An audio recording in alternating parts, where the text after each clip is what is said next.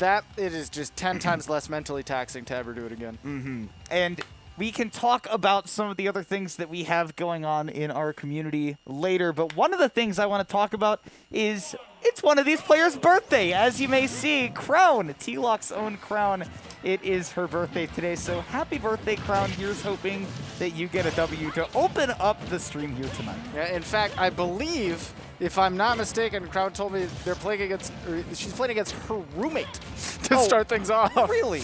Well, a big apologies to Kelmo for having to figure that out. Former roommate. Yeah.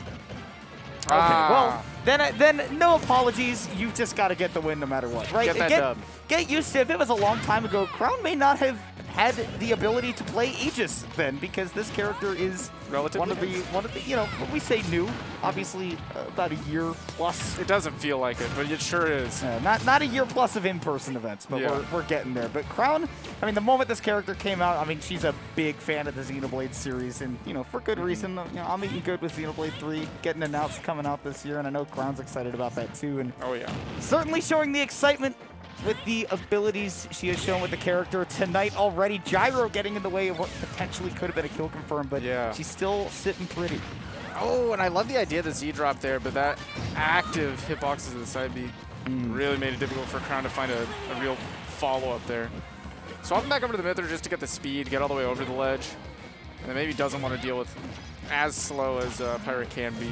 Well, especially when you have to traverse the length of PS2. Good to switch over to the Mythra and get that good frame data. The up smash with that lingering hitbox will take out the Rob, and Crown will get off to the first blood with, you know, a playstyle that generally people use this to describe, you know, some of the more aggressive players. And I think Crown falls into this category that she's one of those people that just gets up in your face and throws haymakers. Yeah, absolutely. She likes buttons. Look, this is a perfect character with this character? Yeah. Oh, but now getting the Rob back into the corner, which is so big, and I like the DI right there by Kelmo to get away from what potentially could have been Crown looking for a suicide combo, right? On Pokemon Stadium 2, it's viable. Honestly, I will 100% take that if I'm sitting at 150.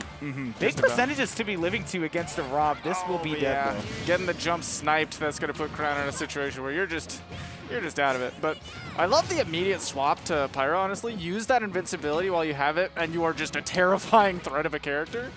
Look, Kelmo is terrified, has to literally use all of the fuel just to get away. There's something to be said about those high recoveries in this game, especially against somebody like Crown, right, who plays that advantage very aggressively. And, you know, she'll tend to jump up after you for those juggles, and Kelmo just tries to frustrate her, get one of those options out quickly. And look, I mean, at the very least, you can say this is definitely a Rob back into the game. Oh, yeah. Rob has plenty of tools to make this happen. One landing there, honestly, on a cross-up could just put Crown off stage. And anytime Aegis is off stage, they are liable to die. And their tech on the platform, Kelmo not ready for it. That's something that if you anticipate, you can get, but anticipate an excellent footstool kill. You footstool somebody on the platform and force that tech situation, and then you get a clean 50-50 for a kill. Exactly. I think if you hit that tech off the footstool, that maybe you guys are somewhat neutral. But their Crown just had to react, and she did. Got everything she needed with that up tilt. And a little bit greedy on the combo off of those back airs that you saw. A lot of times, a Mythra will just go for the up B after those back airs to get the guaranteed damage, but you can extend with that reverse hit up air if you are precise, but the frames just weren't there. This time, though, continuing to fly in with them. This is big pressure for a big boy. And even if you are a big boy like Rob sitting at 60, you are not safe against this character. Pyra is one hell of a character with the damage output that she's got. I mean, you do one poor landing and a forward smash can kiss this game one goodbye. Absolutely, and honestly, we're reaching percents where down air will just do it, right? Down air setting up to up smash, or down air setting up into maybe a read. Ooh, and trying to catch a jump right there. Air dodge away, getting caught by the optic blast as well. Kelmo still in this game, but like you said, with the Pyra out, it's one more hit before this game one is over. Yeah, forward air at the ledge, maybe even just forward tilt. We're trying to read that jump, and we have seen Kelmo going high. What a mash out of Crown. That is a phenomenal mash. And going for that blazing end too, I love the idea. We'll try to reset with the back throw off stage again. And here is that dangerous landing. If you air dodge close to the stage, yes, it can be pretty safe, but we've seen a lot of it from kelmo, and if Crown catches on, that could be a big opportunity to take advantage. Yeah, definitely getting aggressive off stage and eventually catching the jump buffered, trying to not get stuck in a Trump situation. Back air is going to take that first game for Crown. Yeah, honestly playing the close quarters game really well, and I think a big part of that was that we saw a lot of kelmo being aerial. When Rob is aerial, his frame data suffers a bit more than when he's on the ground. On the ground, of course, he has access to a lot of phenomenal boxing tools, such as that down tilt, his jab. His gyro may still be available in the air and on the ground, but that extends your range there. But in the air, you think about that nair, you think about that back air, you think about the down air. These are all moves that take a while to come out, and even though that forward air does have pretty decent frame data, it goes top to bottom, and if you're getting juggled, it's not as easy to land with that. You got to be in a very particular spot, and I tell you, that's the spot that does not do well against swords. Swords can be a big problem for Rob, particularly when they are paired with some good speed. Falling out of the Lightning Buster here as we start game 2 on Hollow Bastion, and Crown doesn't look like she's missed a beat since the ending of that game 1. That was a Bob Ross combo. No such thing as a drop. It's just a happy little reset. Especially if you are this character. There was nothing dropped either. I've never seen Bob Ross just slap his hand on a painting, pull it away, and suddenly there's a whole landscape, but that's what that looked like to me. No, that was the moment where Bob Ross has to change colors, and he says, we're going to beat the devil out of it. And then kelmo is gone. That is exactly what we just saw in Crown. Thinking that this robot, maybe Devil Incarnate, is going for another big run right here. 72% and nearly unanswered.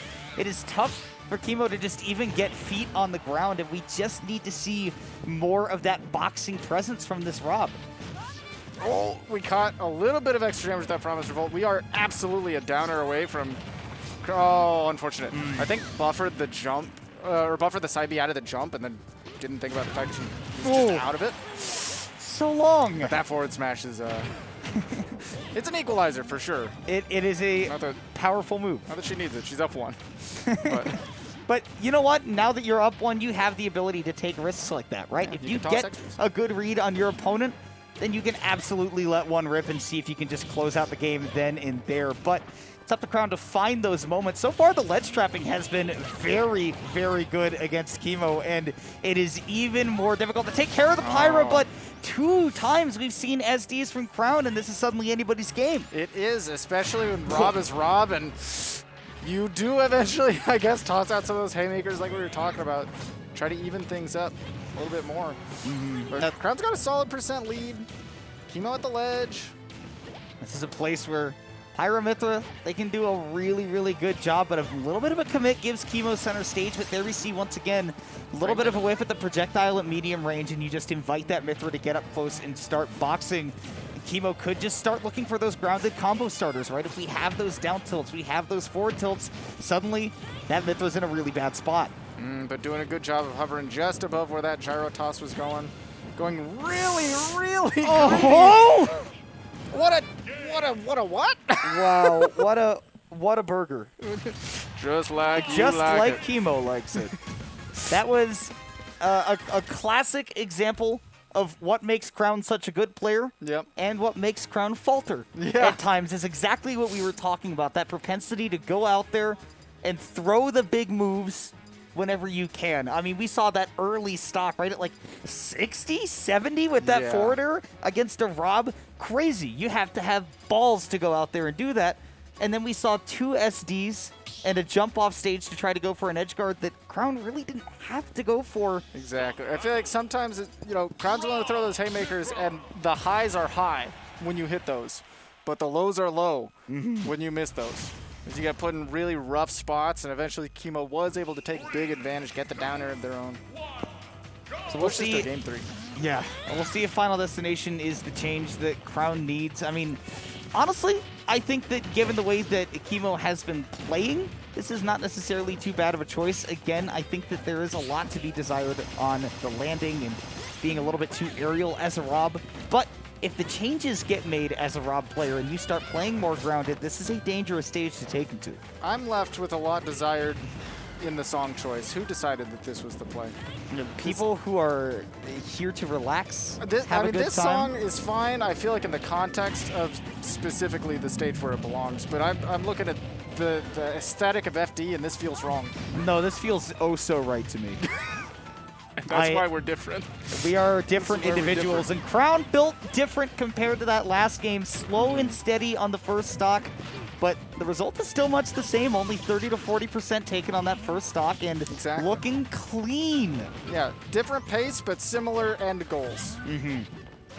The results in this industry, that's what matters, and I think that Crown has been finding a lot of really solid consistency by just kind of being patient, waiting for Kelmo to make moves, and you give yourself something like that, and maybe you figure, oh, that's why I'm afraid to box sometimes with this character.